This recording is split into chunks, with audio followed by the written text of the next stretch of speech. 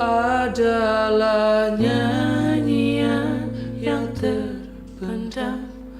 Tahun-tahunmu bernyanyilah dalam selimut batu-batu atau mengembara dalam hujan. Kata-katanya,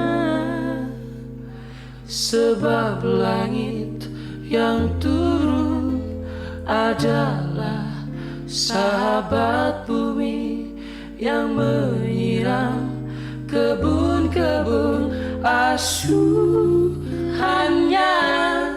Itulah bahasa, itulah bahasa, tapi matamu telah buta membacanya.